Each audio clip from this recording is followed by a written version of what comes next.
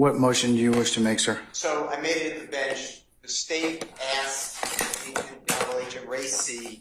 whether Mr. Winfrey pled guilty shortly after the October phone call that was played over objection, where he was, where an unknown person states that another unknown person stated he would get a Porsche.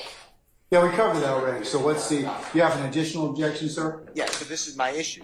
So the state said, did he plead guilty? Knowing, and But we covered that, Mr. Steele. We covered that. So what's the additional ruling on it? knowing that that was not a guilty plea.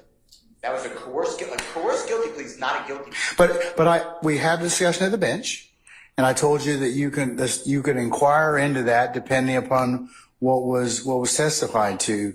Okay, and I'm going to do that. I propose, but my point is that was so low blow to say a month later a man who was coerced by a Superior Court judge in Cobb County pled guilty, that I don't know if I can overcome that, because the impression is that Mr. Winfrey was being rewarded for his guilty plea.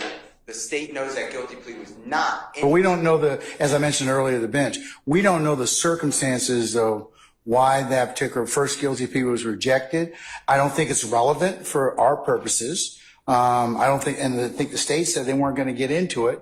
So again, for the second time, because we covered that up at the bench, do you have anything else you wish to add to that? I don't think the state was trying to insinuate anything. If you want to test that or reason, because it might go to bias, it might go to motive to misrepresent. So it bothers me a great deal, and I'm surprised, but I'm not ever in the mind of the court. It doesn't bother the court because it doesn't go to bias, and the state knows exactly what they did. They know, and you know. I don't. I don't. The first time that I knew that there was an appellate opinion is when you told me, and that's it. I don't have any. I don't have any other knowledge of that. Well, I read every opinion, and Winfrey versus State specifically states, and it gives what happened, that the Honorable Judge Staley in Cobb County coerced a human being to enter a guilty plea. For the state of Georgia to say, did he plead guilty a month later, that to me is beyond the pale. And I would like the court to... I think that's just them asking. They're not asking why, which would be improper. But because it gets into evidence that would be not relevant for this particular proceeding. I'm like so twisted in my mind. I might be tired, but I don't follow. It should have never come in. It did come. When it comes to your little one's health, we make the first line of defense simple. Conflating, Mr. Steele, the bottom line basis as to why the initial guilty plea was rejected by our appellate court. I'm telling you that I don't know what the basis of that. I still don't know because I didn't read the opinion. The state didn't solicit that or elicit it from the witness. They only just said, hey, he pled guilty on another thing a month later. But the relevant portion that the court heard was the fact that if the jury wants to believe it, is the why as to what Mr. Winfrey may or may not have gotten. And that's the only thing that I heard at this point in time. I think that, from being a person who loves what we do and loves the courts, I think it's offensive to say and have an agent testify that a guilty plea occurred when everybody knows or should know that guilty plea is not a guilty plea. It is struck, vacated. Okay, and Mr. Steele, I'm kind of just telling you that the reason and rationale is not, that would be totally improper for us to get into. Okay. I would agree about that, but I don't think that was the state's intention in asking that question. So I'll note your concern for purposes of the record, okay? Okay, so I'm going to make a proffer then for about 10 seconds if I may. And I understand what you said. Of course, I'll follow your rule. But I was going to ask Agent Racy, I was going to take the opinion, and I would be perfect to the opinion. And you stated that this man pled guilty. The man actually wanted to go to trial.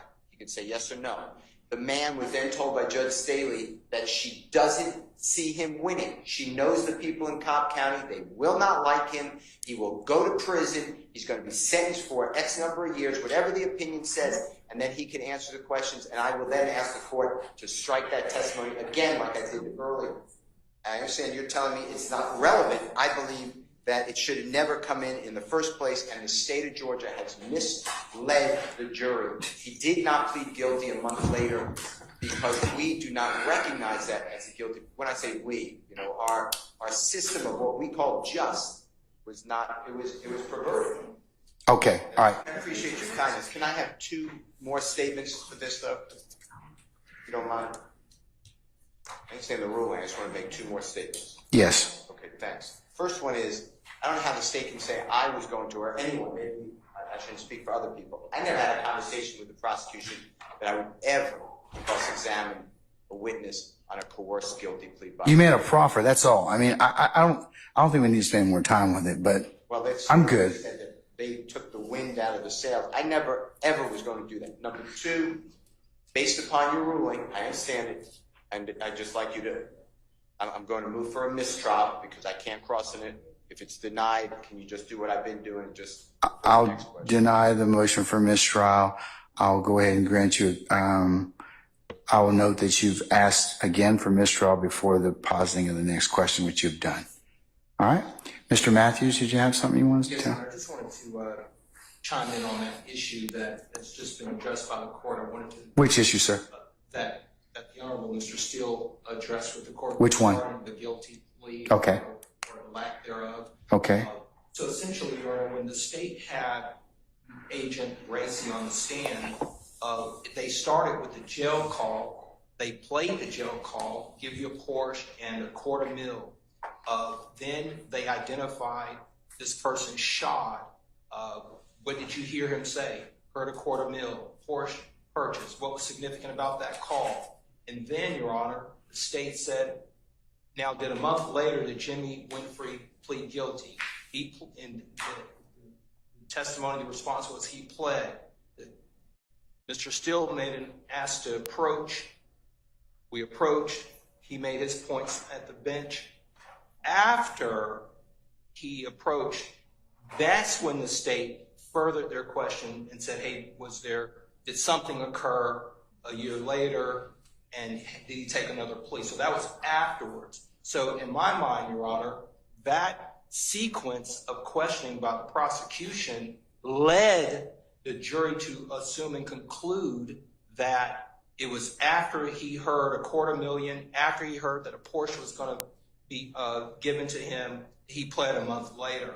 And I don't think we can unring that. And again, the Winfrey versus State 304 Georgia 94, what Mr. Steele is saying, which I tend to agree with, is that after that Supreme Court reversed that plea, it was not a plea. It was not a guilty plea on that date when he initially pled a month later, because it was reversed. And it was reversed because the Supreme Court determined that the judge improperly, under Uniform Rules of Superior Court 33.5 paragraph A, determined that she improperly involved herself in plea negotiations and intimating to the court that that door has been opened. In our estimation, the court will have to rule on it. I don't believe that door has been opened. I believe that at this point in time, it's going to stay closed.